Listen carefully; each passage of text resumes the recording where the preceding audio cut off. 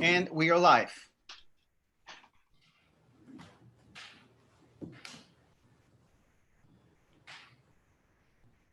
We're live, Walter. Go ahead. All yours. Good evening, and thank you for joining Global Exchange, IFCO Pastors for Peace, Respect Cuba, and the National Network on Cuba for this special webcast on Cuba and coronavirus with Cuba's ambassador to the United States, Dr. José Ramón Cabañas, and Dr. Melissa Barber, a Cuban-trained American doctor mobilizing around the pandemic in her New York community and assisting IFCO with building and strengthening the training of Black, Brown, and community-oriented doctors at the Latin America School of Medicine in Havana, Cuba, better known as ALAM. Welcome to the webcast, Ambassador Cabañas. Thank you very much, Walter. Thank you for you and all the organizers of this opportunity. My name is Walter Turner. I'm the president of the board of directors of Global Exchange and part of the administrative team of Respect. I'm honored to be with you this evening. We will leave some time for your questions and responses and make sure that you have contact information for Global Exchange, IFCO, and Respect Cuba. You can send your questions to the program by using the chat room on your screen. We are recording this program and it will be archived on the Global Exchange website. We will start with a pre-recorded segment with Dr. Melissa Barber and then return to speak with Ambassador Cabañas. Dr. Barber.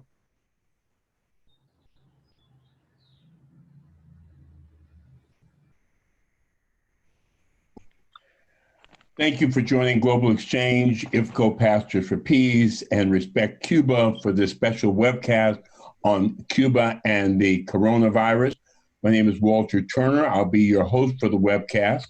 I'm the president of the board of directors of Global Exchange on the board of directors of Respect Cuba.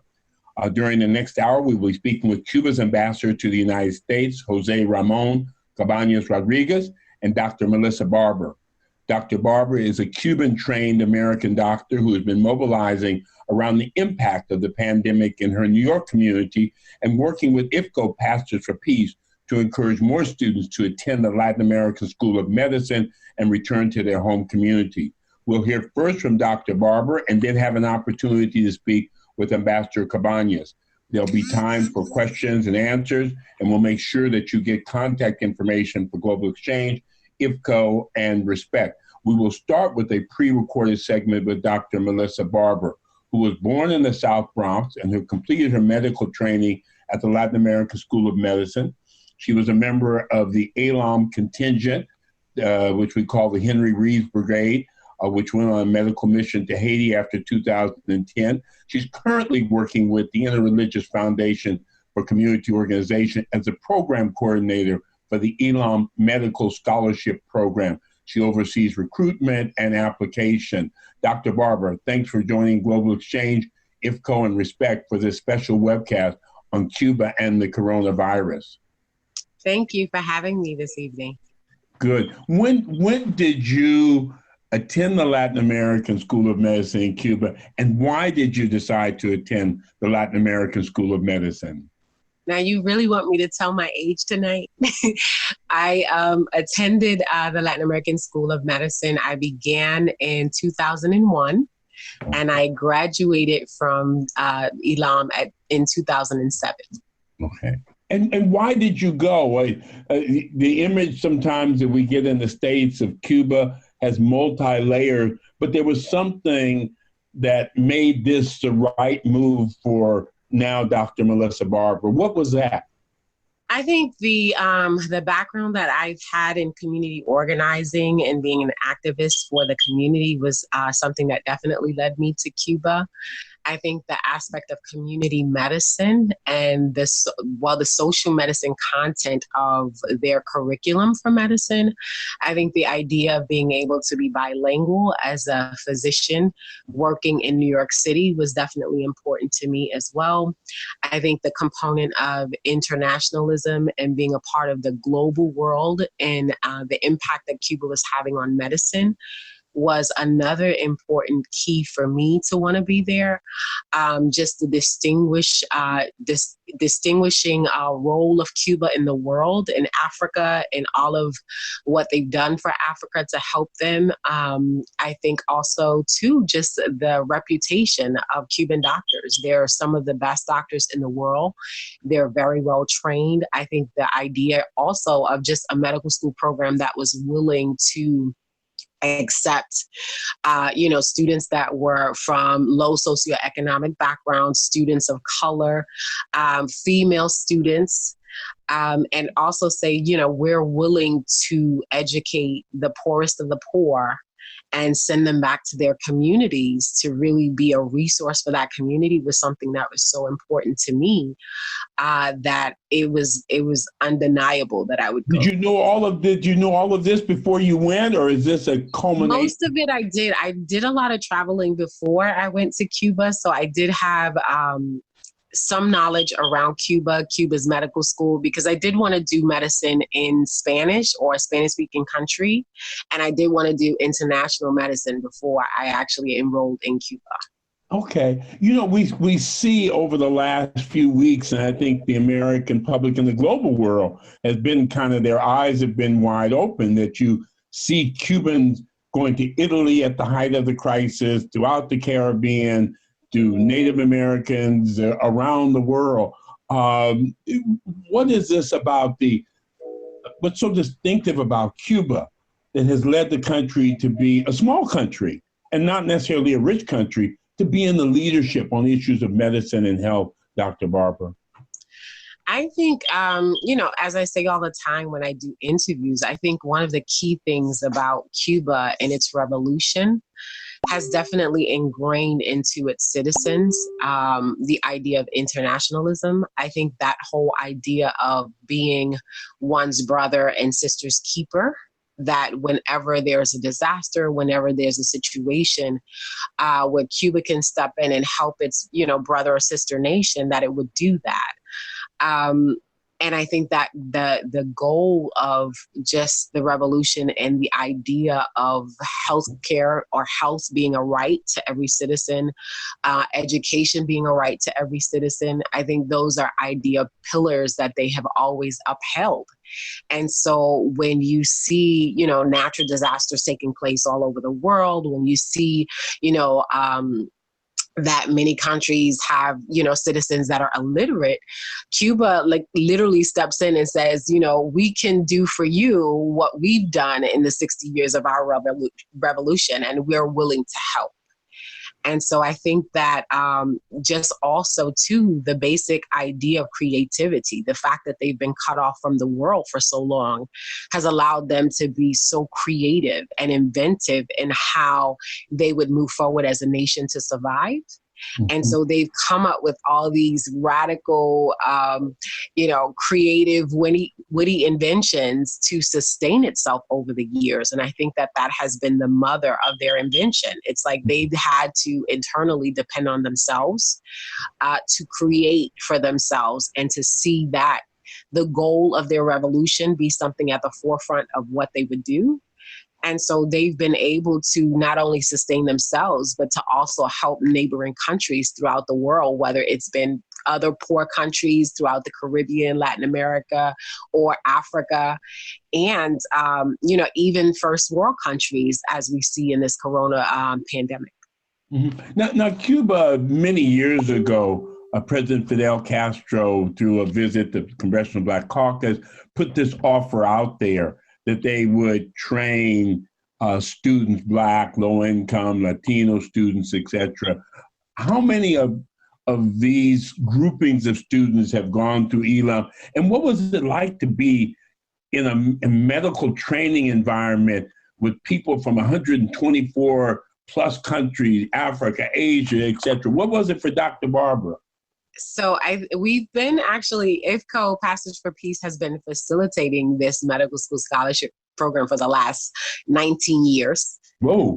So we've been at it for a very long time, and we've kind of perfected that process and have been very, very lucky to encounter some of the most amazing young people to grab hold of this scholarship program. We have, at this point, we have 185 graduates in the that have graduated from our program.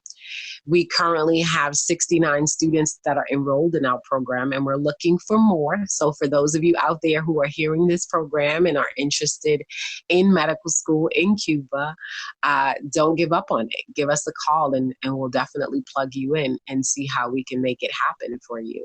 Mm-hmm. I think to your other question, in terms of what was it like, I think it was one of the most amazing experiences that anybody could ever want. You know, a little about my background, coming from a boarding high school that was an international boarding high school. We were represented by about 23 or 24 countries at the time when I was in high school. And having that global cultural experience was definitely something that let me know that for the rest of my life and for the rest of my future, I definitely wanted to have a worldview on many aspects in my life. And then also too, just my level of training. I wanted to be in an international setting. I wanted to be around other cultures of the world. So Elam was definitely just something that spoke to me, because I said, wait a minute, we have how many countries represented here? Okay. The fact that cultural exchange is an embedded part of our curriculum. So we have what we call cultural nights, where we have a week where we're learning about every single culture that comes to our school, whether it's their traditions in art, dance, food, history. So, you know, you don't escape just getting a cultural view of what the world actually sees and what they live and what they experience on an everyday. You know, you're one of our heroes, or sheroes, and I should say, because I was reading the article that when 2010 earthquake hit Haiti, that you volunteered to go. And I was saying, I know she spoke Spanish, but I didn't know she spoke Creole too. I don't. You know, my friend, I keep trying to tell my friend Daoud that he has to teach me Creole, and he doesn't want to. So I learned enough to get by to be with my patients in Haiti, but Okay. I still need to learn Creole. You know, you work with the South Bronx Unite, and I wanted to phrase these last couple of questions in a way to get us back home, meaning what skills did you bring back that you feel are really important addition to those communities of people you work with, those people who are most affected by the pandemic, as you talked about in the South Bronx, issues of asthma and diabetes and environmental pollution.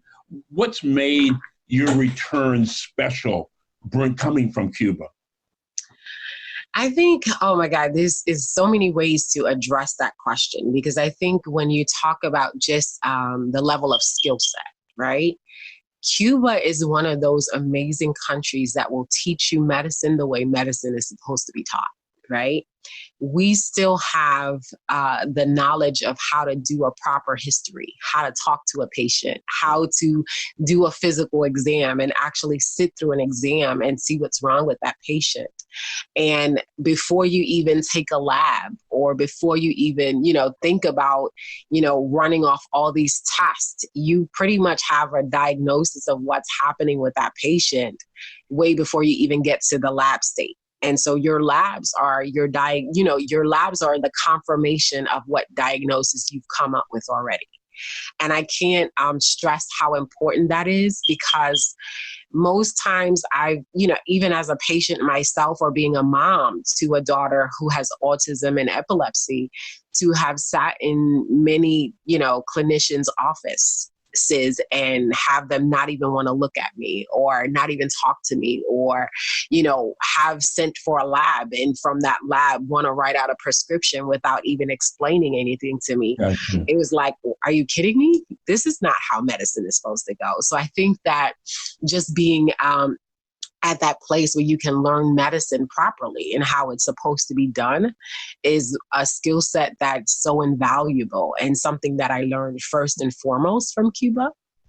I think secondly, when I think about just all the other skills that, I picked up, whether it was having a voice and being able to advocate for, a people, a community, my community. That was something that was very important for me, because I think that even when I got home and, like I said, again, sitting in, clinicians' offices for my daughter and her treatment, where many physicians had a God complex and thought that I shouldn't question what they were doing, or I shouldn't have a response for what was going on, or saying, well, I think you should order these labs because this is what's happening. And, having them look at me like, how dare you tell me or suggest to me? And so just being at the point where I was so adamant and being a fierce advocate for my daughter in that way, I think I learned from Cuba as well. In this last piece here, Dr. Barber, the relationship between Cuba and the United States, particularly from the perspective of the United States, recognizing Cuba's right to self-determination, its sovereignty. This is something that has been a challenge since the days of the revolution, the Cuban Revolution. Why is it important, whether a person is a social activist, human rights, healthcare person, that something be done to change this relationship between Cuba and the United States? And you see some of the recent stories about medicines being cut off from Cuba. Why is it an important moment for humanity to change this, to address the issue of the blockade?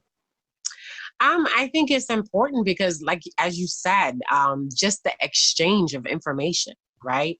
So many of our communities, meaning Black and Brown communities, we suffer from things like diabetes, things like lung cancer, things that Cuba has developed vaccines and medicines for that we could definitely benefit from. Right. And, it's not about profit. Human lives are important. So I think that one of the things that Cuba teaches us is about humanity, right? The very fact that if I have something that you need, why not be a part of the exchange? Mm-hmm. So it's not just about, gaining from the United States, but it's about what does Cuba have to offer us? What do we need to look at? How many models do they have that in so many of our communities we can look at and see them as models that would definitely fit what we need? And so even in terms of, education, literacy rates, there's a 99%, literacy rates. The fact that many of their population knows health literacy is important, right? How many people here in the United States know what medicines they're taking, why they're taking them, why, all the how and whys of what they have, and I think that the level of education that has been taught to Cuban people, like, these are models that we should definitely see here. Okay. And, even with the vaccine, Sema-Vax, Herbaprop-P, to lessen the amount of, diabetic amputees that we see around here. I mean, these are all things that we can benefit from. Even with this, interferon alpha 2B, why would we see so many people suffering, so many people dying, and not change the fact that we can actually exchange and learn from each other on a global scale at this point? In our last moment, Dr. Barber is throwing a surprise question on you here. He was my mentor. I met him through the suggestion of another friend of mine.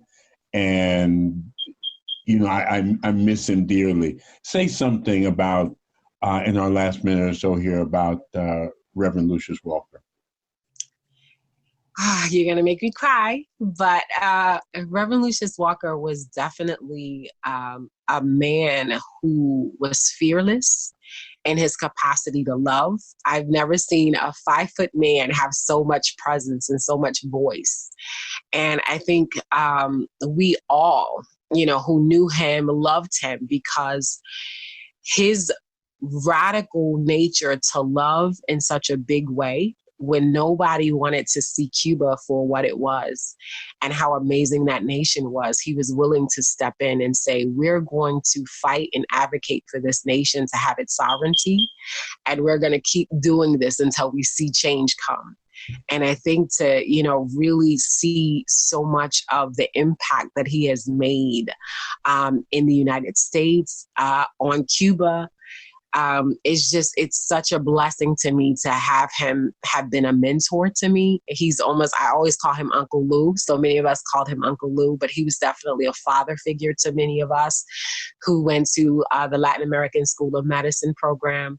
And he was always adamant about, making sure that we knew that we were the ones that, everybody had been waiting for. Gotcha. He had made sure we knew that our communities were ready and waiting for us to come back. And he made sure that we knew he expected nothing less from us than to serve the communities that needed us. That's absolutely beautiful. Dr. Melissa Barber, thanks for joining us on this special program sponsored by IFCO, Global Exchange, and Respect Cuba to talk about Cuba and the coronavirus. We'll be talking with you again soon, and we're also going to be talking a bit later with the Cuban ambassador to the United States. Thank you so much for your time. Thank you so much for having me. Pleasure. That was Dr. Melissa Barber. She is currently the program coordinator for the ALOM Medical Scholarship Program. I was just talking back and forth with the executive director of IFCO, Gail Walker, and Gail Walker explains to me that somewhere between about 185 to 200 students from the United States have graduated from the ALOM program. We're joined now by the ambassador to Cuba, José Ramón Cabañas, who has graciously made the time to talk with us, to have this important conversation about his country, and also to talk about this historic moment of the coronavirus pandemic. Professor Cabañas, Dr. Cabañas, Ambassador Cabañas, how's your family? Doing well, Walter. What about yours? Good, good. You can speak up a little bit and we'll hear you a little bit clearer. Okay, we are doing fine. Thank you for this opportunity. Thank you for having us. Our regards to the organizers, namely Global Exchange, IFCO, Pastors for Peace, Respect Cuba, and the National Network on Cuba. I take the opportunity also to convey my message of solidarity to Dr. Barber. I mean, she's a unique person, a unique friend, and a great communicator. Let's start so that we can address some of the very current issues. Last week, there was a armed attack on the Cuban embassy in Washington. I wanted to get a sense from you to give us an update there and to share with us what the diplomatic protocols are for the next steps in resolving this issue, being clear on what happened. Yes, well, as you know, it happens April the 30th, 2 a.m. We were informed by our security people that a person with a rifle, assault rifle, AK-47, was shooting on the facade of the embassy. We came immediately. The person arrived by car. He parked in a prohibited area just in front of the embassy. He came out of the car with a Cuban flag, and he was yielding in front of the building. He threw the flag against the main entrance, I mean the fence, and then he returned to the car. He brought the rifle, and he had the first round of bullets against the facade, and then he changed position a little bit, and he has the second round. In total, 32 bullets were shot, against the facade. And then he went back to the car again. He brought an American flag, and he started again yielding in the middle of 16th Street, around 4 or 5 minutes in total. And then the police came and surrendered him without any resistance. Immediately, as you asked, we put in place the protocols, not only for our own people inside the building and our community as part of the embassy, but we also report to the local police, I mean, Metropolitan Police, Secret Service. We report to our people back in Havana. So the next diplomatic step, you've gone through the diplomatic step. What's the next step, Ambassador Cabañas? The same day, we sent a first diplomatic note to the State Department with the details. We provided to the local police, the Secret Service, space to do their own research. I mean, they came in to our garden, surrounding of the embassy. They came to the lobby. I mean, they were collecting evidence. The next day, we had a second note to the State Department informing about what happened, but also requested immediate response on that, and also to know the details, the details they collected, the federal agencies were collected, and also assurances that these things will not happen again. Of course, we need information about if this is an isolated individual, if he was acting alone, and the possibility of the next occurrence. You know, the first information we knew about that, it was simply the information that was leaked to the media. I mean, we never had immediate response from State Department, and the local police and the Secret Service provided limited information. They had to inform their superiors, and they were, I have to say, that they were looking for evidence until midday that day. I mean, several hours they were working here at the embassy. We recently received information from the State Department in writing about some details. I have to tell you, quite frankly, most of them already known through the media. But from the very beginning, we have been requested to have a conversation on this. I mean, to have a dialogue. This is a practice. I mean, when things like this happen, local authorities are in contact with the government of the attack embassy or the attack diplomat. This is it should be a bilateral process through a conversation, through joint research, which should clarify what happened. Okay. As you remember, we have an MOU signed, I mean, Cuba and United States on law enforcement, and then that document provides, you know, like an umbrella space to have that kind of conversation as we have done in the past. Okay. Let's move and talk a bit about coronavirus, COVID-19, and how it's impacting Cuba and its citizens. Perhaps share with us some numbers, but maybe more importantly, talk a bit about how you've addressed issues of food, how you've addressed issues of isolation, the elderly. And at the same, can you talk a bit about tourism was such a big part and has been such a big part of Cuba. What has been the impact on the sector of tourism? Both of those pieces. How are you addressing this, the day-to-day Cubans, the Cuban population of 12 million? Share something with us, Ambassador. Yes, well, if you allow me, Walter, let me give you some data, I mean, for you to, and your audience to understand our numbers. I mean, the way COVID is impacting Cuba. As we speak, I mean, this is the last report we got from our authorities. We have had so far 1729 cases, I mean, total. Most of them are recovered now. 1031 have, 1031 have been recovered so far, more than half. For the last week, we have been reported more people recovered than active cases. Now, we have had also 73 deaths so far, which is very, very regrettable, but still a very low number compared to other countries in the area.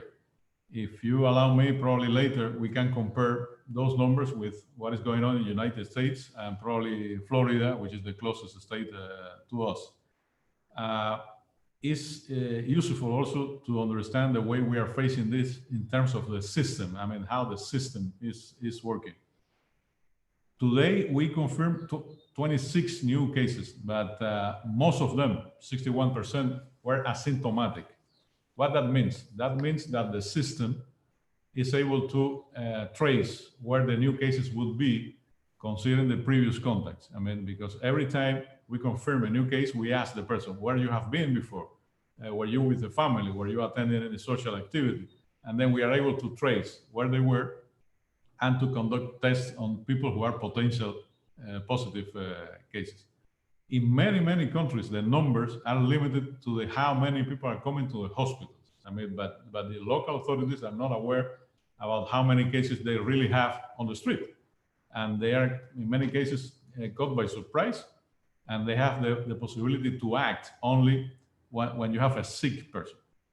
In the way we are facing this, it's important when we go and we trace a case, although it's asymptomatic, we provide drugs that most of them develop in Cuba to help the patients, the immune system to react to the disease.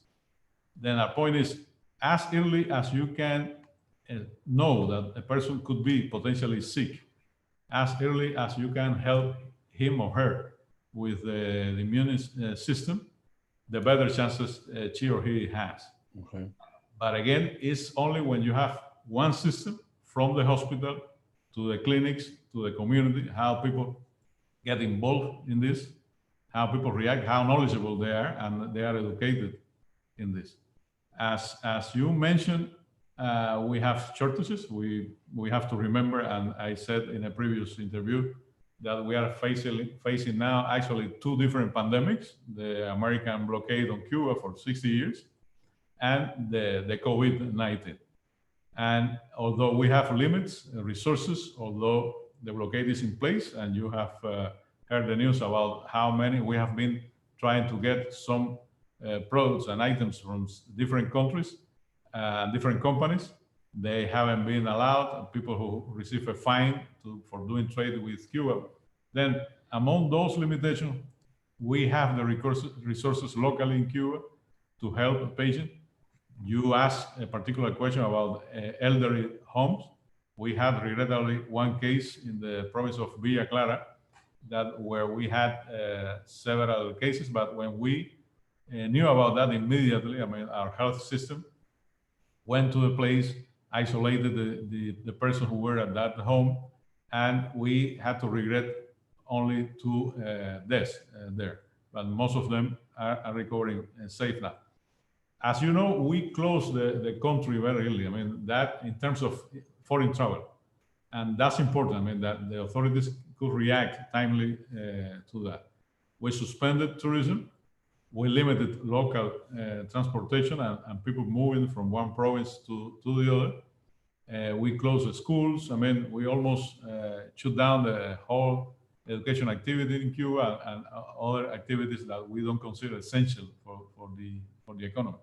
But at the same time, we kind of isolated specific areas. We had a strict quarantine on those neighborhoods, sometimes 2 weeks, 3 weeks. Those neighborhoods when we knew that there were several cases at one time. And it's important to do that, and it's important that the population understand that is another measure to limit the disease from spreading all over the place. Those communities who were isolated, the local government, the local authorities provided all services from food, and these days we have hundreds of very old people in Cuba, and our population is getting older and older.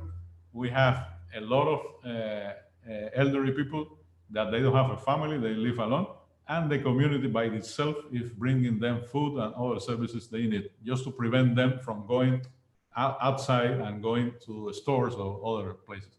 Then we as a society, as a country, we are pulling together, no matter how many limits we have. And you asked also about tourism. Well, we are calculating the impact, of course, that will have a severe impact on our income, on our resources, our budget this year. But we will share not only what we have, but also the impact, as we have done in previous cases.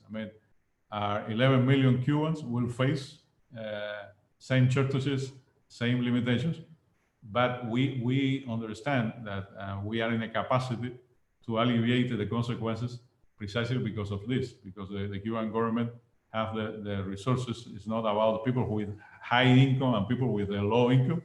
We will pull all together. Okay. You, Ambassador Cabañas, we were listening with Ambassador José Ramón Cabañas, who is the Cuban ambassador to the United States. You're listening to a webcast being sponsored by Global Exchange, IFCO Pastors for Peace, Respect Cuba, with the support also of the National Network on Cuba. And you can put your questions in the chat room. I think one of the reasons, Ambassador Cabañas, that there's been an increasing interest in Cuba and having this dialogue has been that since the British cruise ship of early March, we've seen, you can't avoid the news that there are Cuban doctors and medical people not only going to countries, but going to countries also to train people. Angola, Togo, the Caribbean, etc. Going back to the Pakistans and the Ebolas, etc. Explain to us in a short phrase here, how is it possible for a country of 12 million people that you talked about in terms of the issues that you face, external and internal, to be able to provide this level or these levels of medical outreach on the other side of the world? Well, a short response to that is probably we are small by size and GNP, but we are big by heart. You know? And if you remember Jose Marti, our national hero, he was probably a global patriot. I mean, he said our homeland is humankind. I mean, we belong to the world. And since very early in our war of independence, first we have to remember that we received support from patriots from several countries and continents. And our people fighting for independence, they felt that they have to respond and they have to, in some way, to give back what the benefits they receive. Is our history with Africa, for instance. Now, in terms of numbers, and Dr. Barber mentioned some of those elements to respond to your question. But in terms of some numbers, let's remember that as we speak, we have 25 brigades in 23 different countries. But this is on top of the people we had already in 59 countries around the world. In places like Haiti, you mentioned the earthquake. And I remember when our experts arrived in Haiti to help the country to get back on track, many foreign experts were asking our doctors, when did you arrive? And they said, no, we were here from well before. And when most people left Haiti, our people remain. And currently, we have roughly 500 experts in Haiti, not only fighting COVID, but fighting other diseases as well. This is a long history. The first medical cooperation project we had back in 1963 in Algeria, in Africa. And since then, it has grown fast, I would say. You asked Dr. Barber on ILAM. ILAM was a project, a structure by Comandante Fidel Castro back in 1998, when we had the Mitch storm in Central America. And Fidel asked, well, probably we can send some doctors there and help them to recover. But what will happen next? I mean, we have to create some local capacity, human resources for people, have some resilience to this kind of events. And you name it, we created we sent not only doctors, and we brought people from those countries to study in Cuba. But for instance, now I think on Gambia, an African country, very small, limited resources country in Africa, where we created the Faculty of Medicine. They never had a Faculty of Medicine, and now they enjoy that and they graduate people locally. I mean, it's a way to give back.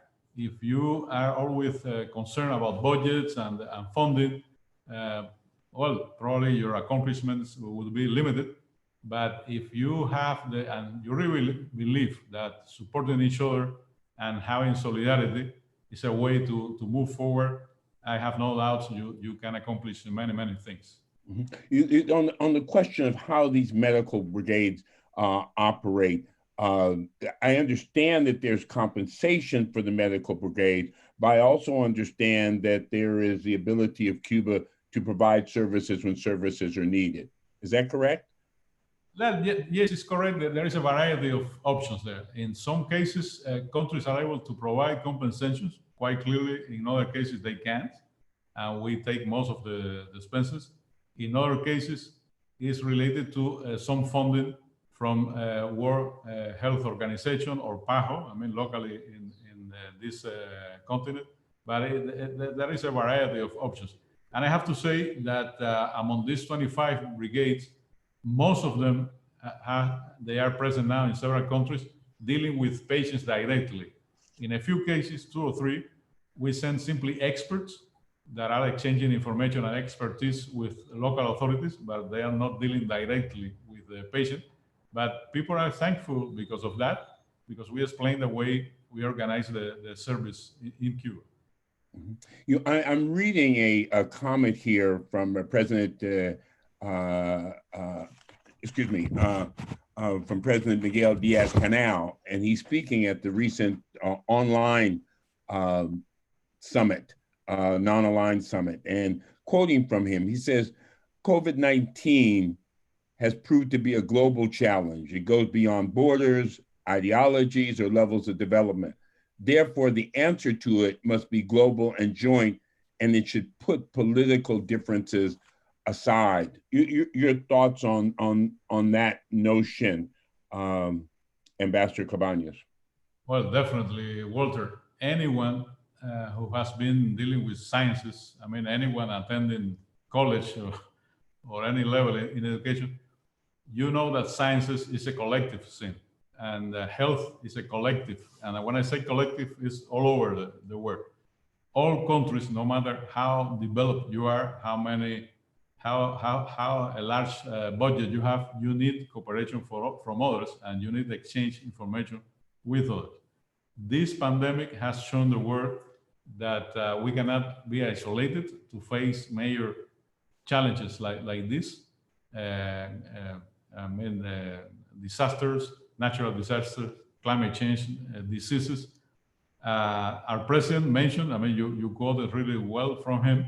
He said also that if we would have been able to globalize solidarity and not only the market, we will be in a different position now. Hopefully, this pandemic will tell everyone that we need to cooperate. As Dr. Barber mentioned before, there is a long path of cooperation between experts from the United States and Cuba.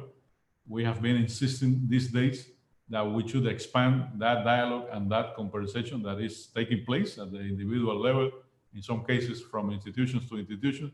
We had the opportunity to help to arrange a large conversation last Tuesday among Cuban experts and American experts dealing directly with COVID. It was a private initiative, but they wanted to know from each other how they are facing this and exchanging information. We have no doubt in our minds that only through multilateral cooperation and in some cases bilateral dialogue is the only chance we have to face this. Cuba has sent medical people to so many countries, and I hearken back to a couple of points over the last several years. One, of course, was the efforts and the work on ALBA, which was obviously an alternative to those bodies that came out of the Bretton Woods Conference, the IMF and the World Bank. Also, Cuba has been very involved, aside from its medical work, with the notion of establishing the Caribbean as a zone of peace. I'm interested in the way in which you cooperated with the countries in the Americas, Bolivia, the way in which you cooperated in terms of beyond medical work, but establishing relationships in the area of the Caribbean and South America. Your work there from Cuba, Ambassador Cabañas. Yes, well, our immediate neighborhood, I would say, is the Caribbean island states, brothers and sisters. You know, with economies in general, that they don't have probably enough resources to be fighting back against a crisis like this. I mean, a pandemic like this. It's a long-lasting cooperation for many, many years. Remember, the Caribbean states were the first in this hemisphere to reestablish, and in many cases, establish for the first time bilateral ties with Cuba when we were under sanctions from OAS and other local organizations. That's CARICOM you're speaking of. That's right. And I would say the second community will be a larger community, including all Latin American countries, different sizes of countries, different opportunities. But even with them, we established bilateral cooperation and in some cases multilateral cooperation for over the years. Some people have tried to politicize this, and some people have been trying to look at this through the lenses of political parties, politics in general. I can tell you over the years, we had our presence of cooperators, experts in those countries, no matter who was the president, no matter what party was leading the country. And but again, some people under the pressure of officials from Washington, they simply canceled those agreements and they requested our experts to leave, and we did. We have no issues with that. But now, currently, as we speak, the population is simply suffering the impact because no one replaced the Cuban experts. I mean, it's not about, well, I do have the capacity to do this with someone else. It's our people left and no one replaced them. And then the local population is suffering the impact.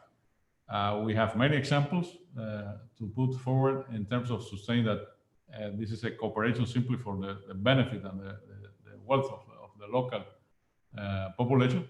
But again, we are not the ones politicizing this. There's been a call by a number of countries and bodies around the world, including the United Nations, the World Health Organization, the Group of 77, the European Union, the non-aligned countries, to either temporarily suspend and to end sanctions against Cuba and other countries, Cuba being one of a number of countries which has sanctions against it. Where is that particular movement at? And speak to that, Ambassador Cabañas. Well, as you said, we have had a variety of statements in that sense. We have sustained over the years that the American blockade, in this particular case against Cuba, is immoral, is illegal, it's a genocide. I mean, because of the consequences. If we consider the depreciation of dollars, it would be right now, the cost for Cuba in terms of money, of funds, or economic impact, almost $1 trillion. But that has also an impact on our population. I mean, the many people who didn't get a particular drug or treatment or medical device right in time, and the way our local programs have been affected. Is if the blockade has been immoral and has made no sense over the years, because by the way, all people know that it's a failed policy, even those who support the blockade. Well, under the current circumstances, it makes less sense to keep pushing on people. We have sustained that. We have made a sample of that. Currently, American authorities say, well, we allow and we provide licensing. No, as we speak, they keep tracking that and they go after every company doing business with Cuba, international banks. It's very difficult for us to go ahead with financial transactions. And well, they will keep pressing. Some people believe now they have an opportunity to finally defeat the Cuban Revolution. It won't happen. 12 different American presidents who have been facing this, and most of the political class in the United States understand it's a failed policy. We thank all those leaders and organizations that they have had those statements. When we think about unilateral coercive measures, they have to be lifted no matter what, not only because of the pandemic. I mean, but even under the pandemic, the blockade means more difficulties for us, for sure. How do you, a question coming to me, I've been giving you some of the questions from the chat room, and there's a couple more in the time that we have. How do you have this dialogue on a day-to-day level with Cuban citizens? Certainly one time it was a special period, but now that you find a situation where Cuba is helping all of the world and the challenges to the economic and social system in Cuba are great, where does this dialogue occur that people understand and can be supported and adjust to all the challenges that come from having a very, very difficult moment in a small country, as I've said before, not necessarily a wealthy country in terms of raw materials. How do you do this? What is this dialogue, Ambassador Cabañas? Well, this is an ongoing dialogue, Walter, has been for 60 years, and it's an ongoing dialogue on the street. I mean, in the case of Cuba, don't think about, and as you know very well, but I mean your audience, don't think about a government located in one particular facility, just having meetings and receptions, and the people, you know, isolated completely from the population. From our national level, and you have seen reports, our president simply walking on the street and visiting communities, our ministers doing the same, responding to the local population, not through emails or through video conferences, but on a natural dialogue and a daily dialogue on the streets. Same thing for governors, same thing for leaders, local leaders. Then our people is not only that they understand, but our population understands, but also that supports. And those physicians now being part of the brigades in 25 countries, they come from different provinces and different neighborhoods. And it's amazing how those neighborhoods and provinces and communities, they say farewell to those who leave. And when they receive them back, how proud they are, because a local physician, a local expert provided that support, that help internationally. Remember that the Cuban population, I mean, we are a very educated country in terms of higher education. I mean, percentage of undergrads and postgrads among our 11 million people. We know very well about history. We know very well about what is going on worldwide, usually, but specifically under the pandemic.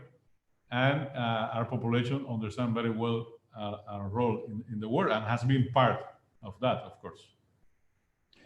We have so many. I think when I wrote you and we were sharing questions back and forth, you wrote to me this morning, you said, well, those are good questions, Walter, but that's 2 or 3 hours of questions. I know we don't have you for 2 or 3 hours, but we want to take a few more questions here before we go forward.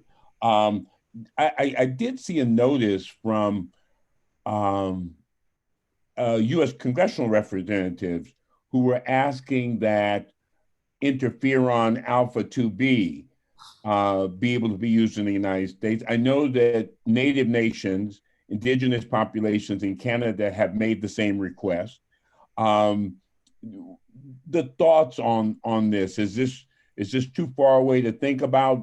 Your thoughts on this, Ambassador Cabañas, this thought that if it is a pandemic, then the borders in terms of just humanity should change in terms of the United States and the use of interferon alpha 2B. Yeah, as part of among the 23 MOUs we signed it with the previous administration, there was one specifically on health. And I can tell you, there has been several comprehensive dialogue, official dialogues in the past among our experts. I said before that these days our experts are talking. I mean, the two scientific communities, the United States and Cuba, they have been in permanent contact for the last 150 years. They know each other very well. They know about the research, what they are doing, how they can complement each other. And your scientific community in the United States is pretty well aware about the kind of drugs we are developing in Cuba, our accomplishments, results, et cetera, et cetera, et cetera. And the population as well. Now interferon alpha 2B has been mentioned several times. I said before, we are using 22 different drugs we have developed in Cuba. The national media has been informing all these days about drugs that we created with a specific approach or goal. Now we realize that they are useful also under this pandemic, because there is no, as you know, there is no final treatment. But we have several drugs. If you try to enhance the immune system of the patient, you can use a combination of different drugs. Then The experts in the United States, the federal agencies, they know what we are producing in Cuba. You have our own regulations. I mean, FDA has to approve any drug that would be used in the United States. Now, to respond specifically to your question, remember that in 2017 was approved the first joint venture in biotechnology, and it's the only one we have, considering all other sectors, between an American institution, which is Roswell Park Cancer Center in New York, and a Cuban center, Molecular Immunology Center, to do joint research on Symavax, which is a vaccine against lung cancer. And they are working. They have been working for 3 years now. Simply as an example of how a very well-known institution in the United States gets in contact with a counterpart in Cuba, they make a proposal, and federal authorities respond to that. We can talk about cancer. We can talk about heart diseases, brain diseases. You mentioned diabetes. For many years, we have been using in Cuba and abroad a vaccine called Heverprot-P. In Cuba, we have been able to to stop 73% of the amputations because of the use of that drug. Imagine in the United States, you have roughly 50 to 60,000 amputations a year linked to diabetes. Think about stopping all that nightmare for the patient and for the families and for the family budget as a consequence of the amputations. Well, you can cut that by 73%. Like that, if we talk about animal health or phytosanitary controls, many things we could do jointly in all those sectors. I wanted to ask a question from my area specifically, and as I look through Cuba going back to the days of Che Guevara, has had a long presence on the African continent, obviously with the Amilcar Cabral and the Tricentennial Conference, and a number of other issues. Cuba recently, I know, has sent medical assistance to countries such as Togo and Angola, and also a large contingent recently arrived in the country of South Africa. This long-standing relationship with Africa, not only bringing students to Elam. Talk a bit about why that's been important to Cuba in terms of its internationalism, specifically the African continent. Well, specifically with Africa, well, remember that when our troops were in Angola fighting against the South African apartheid, Fidel was asked several times actually, why Cuba was helping Angola, and by the way, Namibia, fighting against the apartheid. We have done that before in Guinea-Bissau and other African countries. And Fidel said simply, we are giving back what Africa brought to us.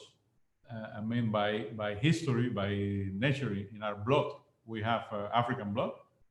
We all know how the Cuban population and the Cuban nationhood was built on slaves coming from Africa, mixed with the Spaniards and even Chinese and people coming from Asia. But particularly with Africa, remember that those slave ships that came from Nigeria and surrounding countries came first to Havana or Santiago de Cuba, then they stopped in Florida or the Carolinas. And when we say that families were divided and one part of the family remained in Cuba and the second part is, the descendants are currently in the United States, is like that.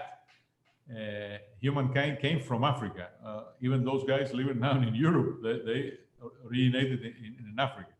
Then we are connected in one way or the other with Africa, no doubt culturally. We are almost half Africans, I would say.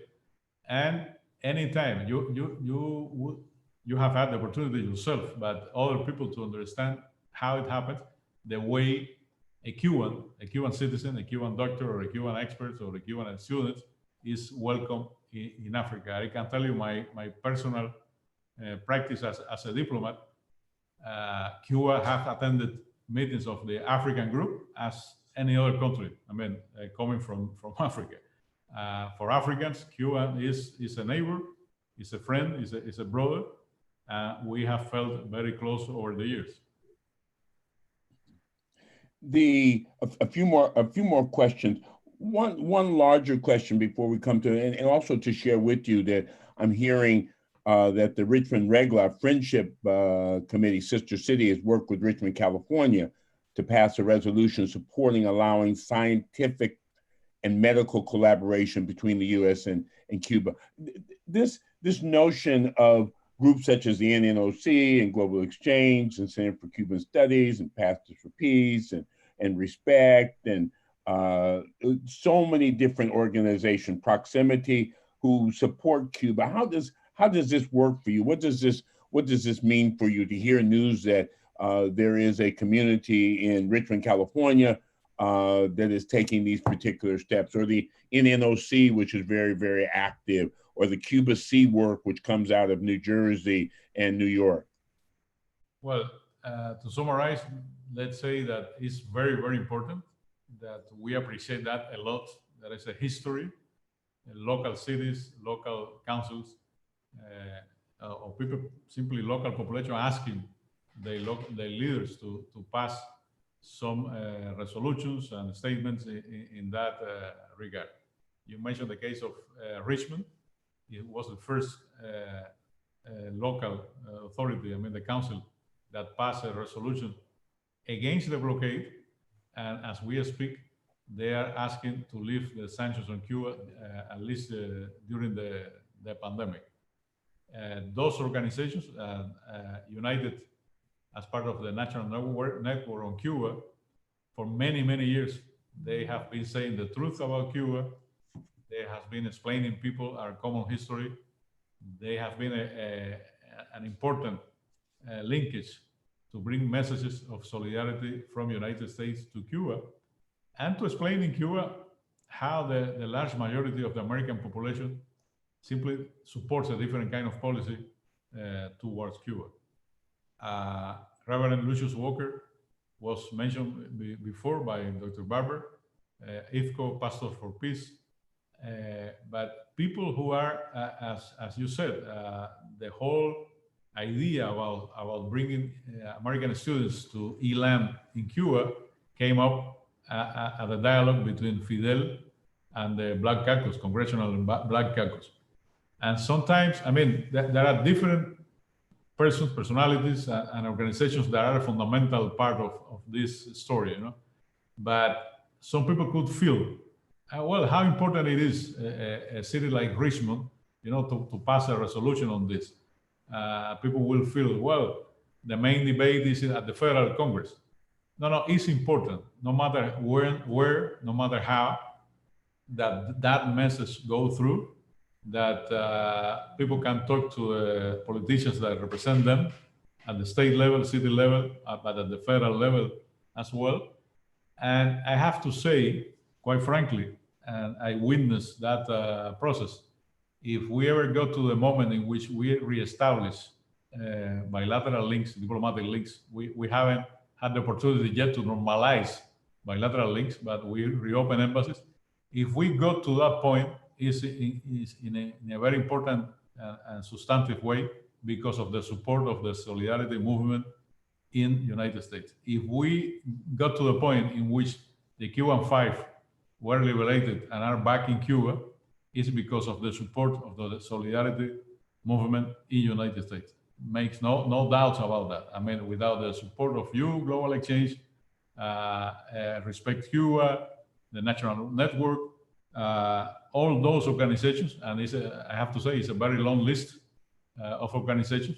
In many cases, people who are Hispanic descendants, native. You mentioned the original nations in the United States. They for years they have been in contact with Cuban counterparts, and they have been looking for cooperation and to expand bilateral ties. I think the one of the questions here is there a moment when is there any foreplanning in terms of when Cuba may open up again or be able to open up to tourism. And I say that because many of the organizations you talk about, people who become exposed to Cuba, it's because they've been able to travel to Cuba. They've been able to walk the streets and meet with Cuban organizations and institutions. Any thoughts, any timelines? What are the parameters there, Ambassador Cabañas? Well, travel has been an important element, a key to bring people closer and to bring people together. That's why our enemies, and when I say our enemies, it's not only Cuban enemies, but your enemies as well. I mean, people, they don't want you and me to talk about this and to know each other better, are so afraid about travel because 90% of people returning from Cuba, the first things that they say when they land back in the United States is, well, you know what? Cuba is not what I was told it was. It's something different. And for most of them, is more positive than negative, you know? No matter how many measures and new regulation has been put in place by this administration, the current administration, to squeeze Cuba to implement the blockade further, during 2019, 18, and 17, I mean, 3 years in a row, more than 1 million Americans and Cuban Americans altogether traveled to Cuba. Imagine 1 million people coming back and forth, sharing information with relatives, sharing information with neighborhoods. I have to say, frankly, when you have the genius out of the lamp, it's difficult to put the genius back on the lamp. And after so many years, so many people traveling to Cuba and knowing firsthand about what is going on, you can have as many official statements as you want, statements from the State Department, people trying to demonize Cuba. By the way, most of them, they receive funding from the federal budget in the United States. But Americans know, and by large numbers, they know. No matter if you are an old person or a young person, think about what has been going on the last years in culture and cultural exchange. Remember the festival at the Kennedy Center. Remember the Jazz Fest in New Orleans. Remember the Cinema Fest in New York. How many Cuban artists has come to the United States and vice versa? How many artists has traveled, American artists traveling to Cuba? Then there is a knowledge that is there. We have our enemies in Congress. We have several politicians, they don't like Cuba. But you know what? We are neighbors. We are very close. No matter what, we have to share knowledge and we have to negotiate on many aspects. For instance, if we want to keep a clean Caribbean Sea, we have to avoid oil spill no matter what. And we have to cooperate.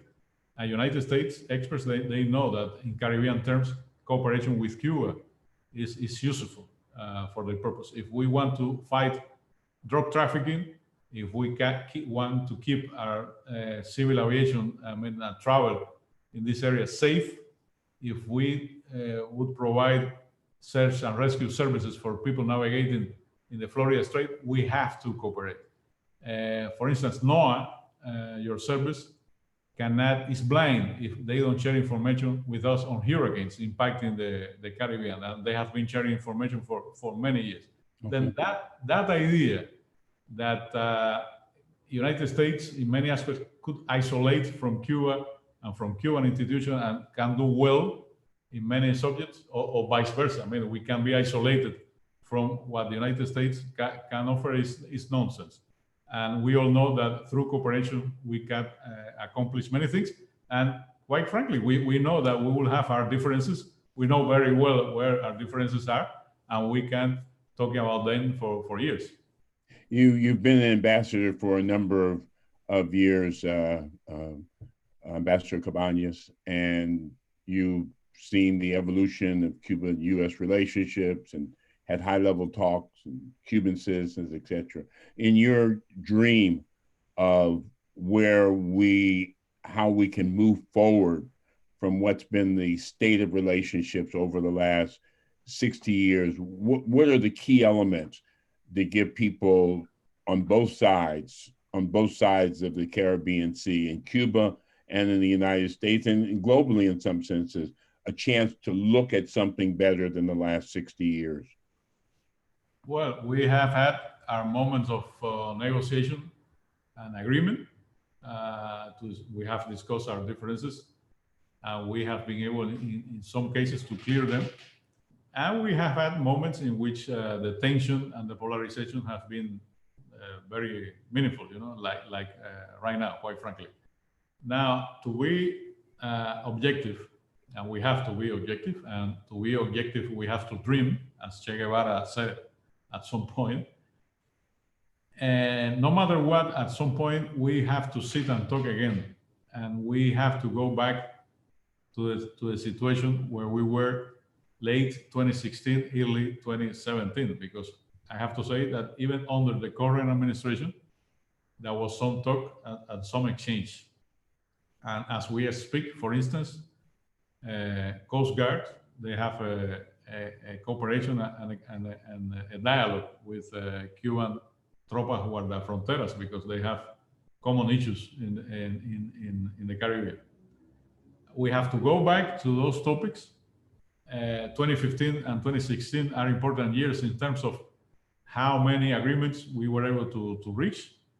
We reached them simply because we were able to talk with mutual respect and reciprocity. Anytime we have those two preconditions, we firmly know that we are able to get some kind of agreement in those areas where we have common ground. Then it's solid. I mean, we have to get back to that point to address many issues. We have talked about how to face a pandemic like this one. No one could say this will be the last pandemic we will face, and probably we will have a second or a third part of COVID-19. We still don't know. Then if we want to live in a better hemisphere, if we want to live in a better world, all countries should sit at the table and should negotiate the differences. No doubt in my mind. Okay. We want to thank both Dr. Melissa Barber and Ambassador José Ramón Cabañas for being part of this evening's special webcast sponsored by Global Exchange, IFCO, Pastors for Peace, Respect Cuba, the National Network on Cuba. Again, a very, very special thanks to Ambassador Cabañas for taking time from obviously a very, very busy schedule to share with us and to share with us with openness and transparency about his country. This program was recorded and will be archived on the Global Exchange website. You can take a look at www.globalexchange.org. And again, for all the participants and for you, Ambassador Cabañas and Dr. Barber, thanks again. And please stay safe. And we hope to see you at a point when relations are much better than they are now. Thank you so much. Thank you, Walter, for having us. Thank you very much for this opportunity. Total pleasure.